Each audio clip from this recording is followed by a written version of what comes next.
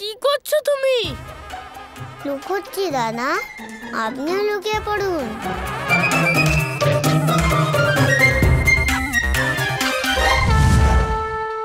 আরাধ্য, বেরিয়ে আসুন। আমি জানি যে আপনি ওখানে লুকিয়ে আছেন।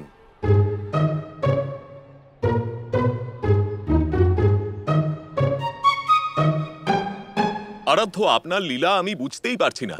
একদিকে আপনি ঘোষণা করলেন যে আপনি পার্বতীকে এক বিশেষ উপহার দেবেন, তাও আমার মাধ্যমে, কিন্তু এখনো সেই উপহার দেননি।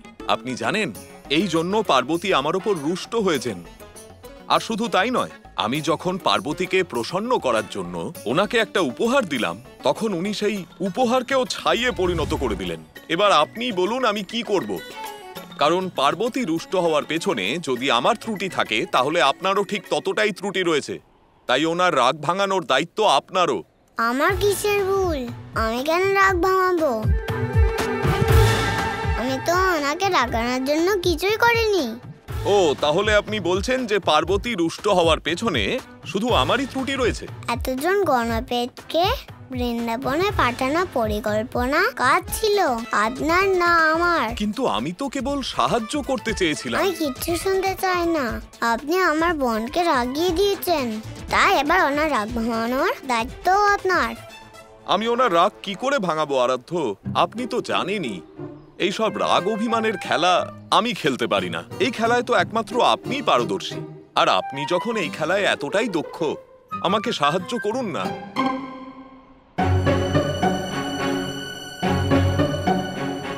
আপনি কেন এভাবে আমাকে দেখছেন আরাধ্য? সাহায্য করুন না। আপনি আমার সাথে আসুন।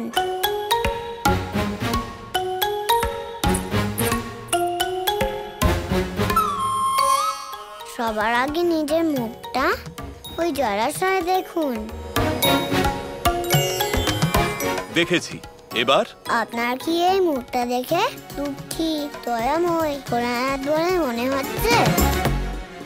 আরাধ্য, এই সংসার তো আমাকে ভোলানাথই বলে। তাহলে এরকম মুখের ভঙ্গি করা শিখে নিন, যা দেখলে কারণ মন গলে যাবে। মা যখন আমার উপরে রেগে যান, তখন আমি এভাবেই মাকে মানিয়ে নিই। বিবাহের আগে আপনি নিশ্চয়ই এমন কিছু করেছেন যার ফলে বোনের রাগ ভেঙে গেছে। হ্যাঁ, অবশ্যই করেছিলাম। আপনাকে এখন সেটাই করতে হবে মহাদেব। তাহলেই মহাশিবরাত্রির দিনে আপনার আর বোন পার্বতীর আবার বিয়ে হবে, তাই না? হ্যাঁ, আমি এই মুহূর্ত থেকেই দুঃখী মুখ করে থাকি।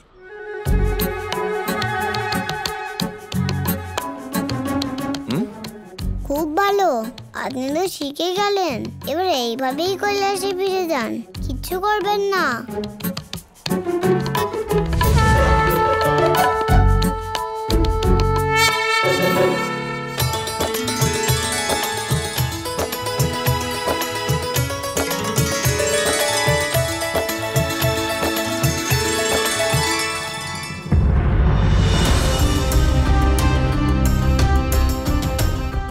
আপনারা এখানে বৃন্দাবনে মহাশিবরাত্রি উৎসবের আয়োজন করছেন, আর কৈলাসে সমস্ত কাজ আমায় একাই করতে হচ্ছে। কৈলাস ছেড়ে আপনারা যে এখানে চলে এসেছেন, সেই কারণে মা পার্বতী রাগ করে কৈলাস ছেড়ে চিরকালের মতো চলে গেছেন।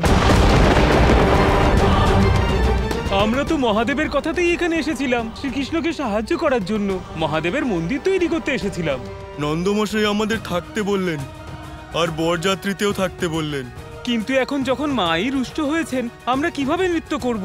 আমরা এই যাত্রায় নৃত্য করব না। হ্যাঁ, আমরা এই যাত্রায় নৃত্য করব না। গো গো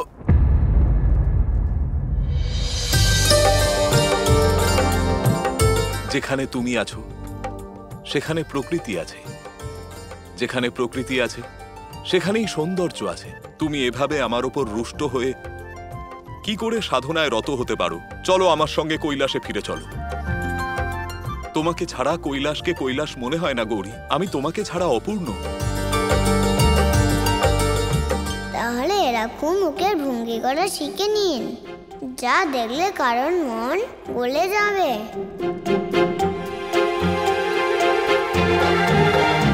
গৌরী, অন্তত একবার চোখ খোলো, একবার চেয়ে দেখো যে তোমাকে ছাড়া আমার কি অবস্থা হয়েছে।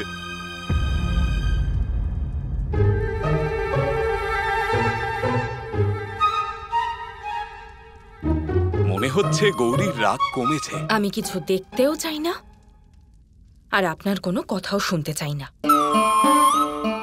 তুমি খালি বলো আমায় কি করতে হবে। তুমি চাইলে আমি সব দেবতাদের এখানে ডেকে সকলের সামনে তোমার কাছে ক্ষমা ভিক্ষা করতেও প্রস্তুত আছি। আর নয়তো যেমন ভাবে আরাধ্য তার মায়ের রাগ ভাঙানোর জন্য নিজের কান ধরে ওঠবোস করেন, আমিও তাই করব। বলো বলো, এটা আমি সহজেই করতে পারি। তাহলে ঠিক আছে গৌরী, তুমি যখন কিছু বলছো না, তাহলে আমি ভেবে নিচ্ছি যে তুমি আমাকে এই কাজটা করায় সম্মতি জানিয়েছো। তাহলে আমি এবার নিজের কান ধরে ওঠবোস করা শুরু করছি। মহাদেব! গৌরী, তোমার মুখের এই প্রসন্নতা, এই হাসি দেখতে আমি কি ব্যাকুল হয়েছিলাম। সত্যি তো এটাই গৌরী যে তোমার প্রসন্নতাই হলো আমার জীবন। তোমার প্রসন্নতাতেই আমার প্রসন্নতা এবং আমার অস্তিত্ব রয়েছে। আমার নৃত্যই আমার সবকিছু। গৌরী, তুমি কি আমার সঙ্গে নৃত্য করবে?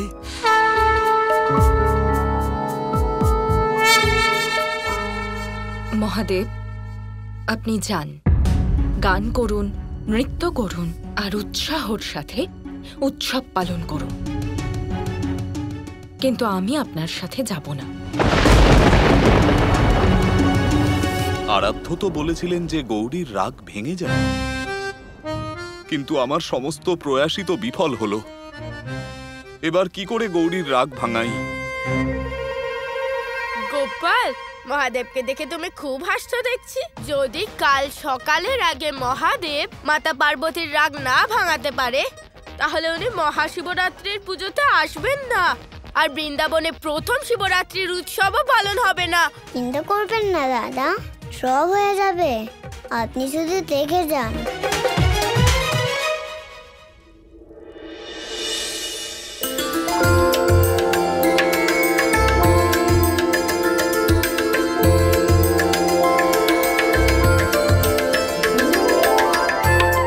অদ্ভুত, সত্যি কি সুন্দর মন্দির, তাই না দিদি?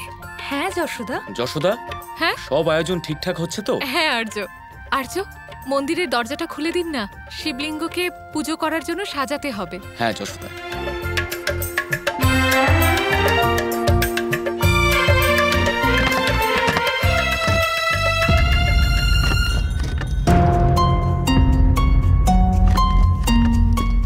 দরজাটা খুলছে না কেন? আর্য, এসব কি হচ্ছে?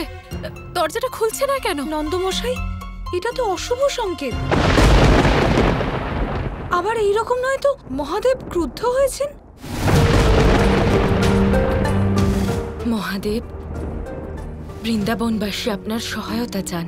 আপনি ওদের বলে দিন, ওদের ভক্তিতে কোনো ত্রুটি নেই, আর ওদের উৎসব আয়োজনেও কোনো ত্রুটি নেই। আপনি ওদের বোঝান যে সবকিছু ঠিক আছে।